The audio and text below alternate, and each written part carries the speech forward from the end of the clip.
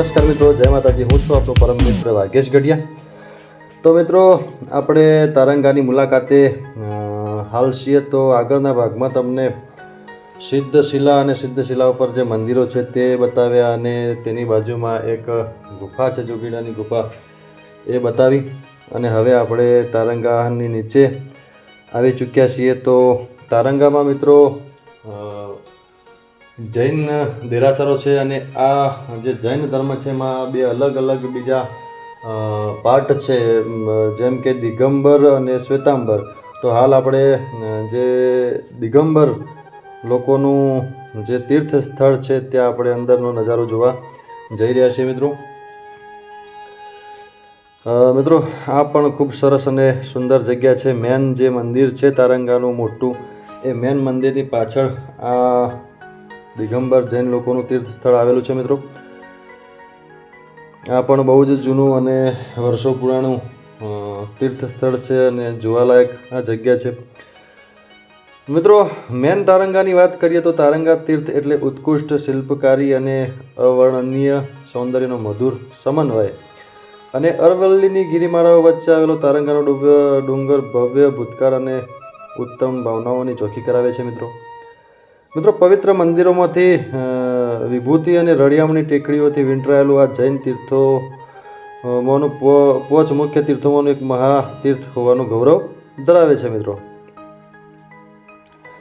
તારંગા તીર્થમાં નૈસર્ગિક સૌંદર્ય માનવ સર્જિત કળાનો મધુર સમન્વય થયો છે। તારંગા તીર્થ આ રીતે મનને શાંતિ, ચિત્તને એકાગ્રતા અને હૃદયને ભક્તિભાવથી ભરીને આધ્યાત્મિક શાંતિનો અનુભવ કરાવે છે મિત્રો। આ તીર્થની ભૂમિ પાવન છે, અહીંના રજકણમાં પણ પવિત્રતા અનુભવાય છે મિત્રો। અને ખરેખર આ જગ્યાએ આવીએ એટલે આમ લાગે કે આપણે કોઈક જગ્યાએ આવ્યા છીએ અને આપણા મનને શાંતિ મળે એવી આ જગ્યા છે મિત્રો। બીજી વાત કરું તો મિત્રો, આ જે તમે સામે મેન મંદિર જોઈ રહ્યા છો તારંગાનું, આ જગ્યા પાપ ક્ષયકારી છે। અહીં ઉત્તુંગ જિનાલય છે। જૈનોના દ્વિતીય તીર્થકર શ્રી અજીતનાથની વિશાળ મનોનયનકારી જીન પ્રતિમા છે મિત્રો। અહીંયા પ્રતિવર્ષ 1.5 લાખથી વધારે યાત્રાળુઓ આ તીર્થની યાત્રાએ આવે છે મિત્રો। અને તેથી એક વધુ સુવિધાપૂર્ણ ધર્મશાળાનું પણ અહીંયા આયોજન કરવામાં આવે છે મિત્રો। અહીં કાર્તિકી પૂર્ણિમાનું યાત્રા કરવાનું ઘણું બધું અહીંયા મહત્ત્વ છે અને દીપાવલીના દિવસોમાં પણ મોટી સંખ્યામાં અહીંયા યાત્રાળુઓ આવતા હોય છે મિત્રો। હવે તમને ઉપર સીડી થઈને જે દિગંબર જૈન લોકોનું જે તીર્થ સ્થળ છે એ તમને બતાવવા જઈ રહ્યો છું મિત્રો। અહીંયા તમે સામે જોઈ રહ્યા છો વાદર। અહીંયા બહુ જ જંગલી પશુઓ હોય છે મિત્રો, કારણ કે જંગલ વિસ્તાર છે। અને સામે તમે જોઈ રહ્યા છો કેટલી સુંદર અને સરસ જગ્યા દેખાઈ રહી છે મિત્રો। 13મા સૈકામાં તારંગાગીરી ઉપર બંધાયેલ 52 દેવકુલિકાવાળો ઉત્તુંગ દેવપ્રસાદ આજે પણ જૈનાચાર્ય શ્રી હેમચંદ્ર સુરી અને ગુર્જર નરેશ કુમારપાલની લગભગ 800 વર્ષ પહેલાંની કીર્તિગાથા સંભળાવતો અડગ ઊભો છે। પ્રભાવક ચરિત્રમાં ઉલ્લેખ છે કે કુમારપાલ રાજાએ અર્ણોરાજ ઉપરની ચઢાઈ વખતે ભગવાન અજીતનાથની જે માનતા માની હતી તેની પૂર્તિ રૂપે એણે તારંગા ઉપર 24 ગજ ઊંચું મંદિર બંધાવ્યું અને તેમાં 101 ઓગળની પ્રતિમા સ્થાપિત કરી હતી મિત્રો। ખરેખર મિત્રો, સામે તમે મારી પાછળ જોઈ રહ્યા છો મંદિરનો ભવ્યાતિ ભવ્ય નજારો દેખાઈ રહ્યો છે અને અલૌકિક આ જગ્યા છે મિત્રો। ખૂબ જ સુંદર અને સુસ્વચ્છ અને કુદરતી વાતાવરણવાળી આ જગ્યા છે મિત્રો। હાલ જે અમે ફરી રહ્યા છીએ એ જગ્યા દિગંબર જૈન લોકોનું તીર્થ સ્થળ છે। સામે તમે જોઈ રહ્યા છો મૂર્તિઓની સ્થાપના કરેલી છે દિગંબર। અને અહીંયા બીજી ઘણી બધી નાની મોટી મૂર્તિઓની સ્થાપના કરવામાં આવેલી છે, સામે તમે જોઈ રહ્યા છો મિત્રો। સામે જે તમે જોઈ રહ્યા છો એ કોટીશિલા છે।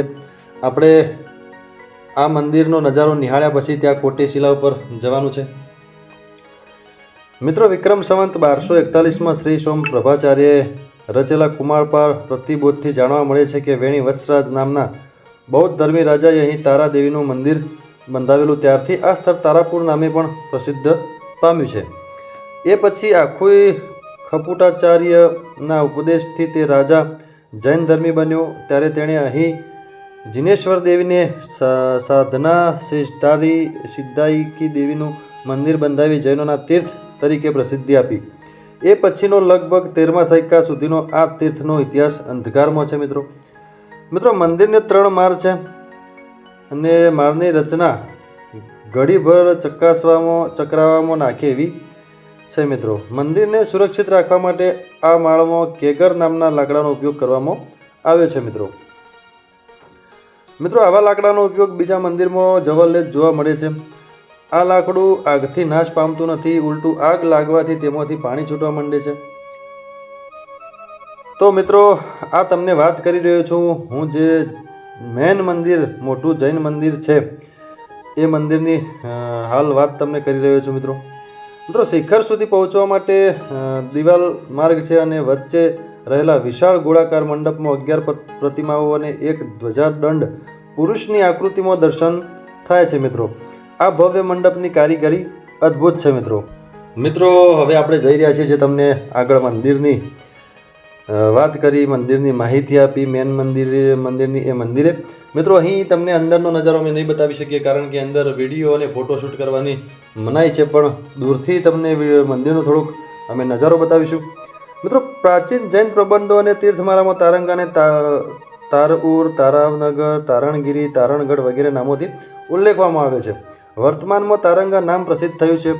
આ પહાડની રચના લગભગ ઈડરના પહાડ જેવી જ છે. મિત્રો મહેસાણાથી આવતી રેલવે લાઇનમાં તારંગા હિલ છેલ્લું સ્ટેશન હતું અને મિત્રો હવે રેલવે સ્ટેશનથી તારંગાની તળેટી લગભગ 2 માઇલ દૂર હતી અને હવે મિત્રો તારંગાની જે રેલવે લાઇન આવતી હતી એ રેલવે લાઇન અહીંથી સરકાર દ્વારા લંબાવીને અંબાજી સુધી લાંબી કરવાનું કામકાજ ચાલુ છે.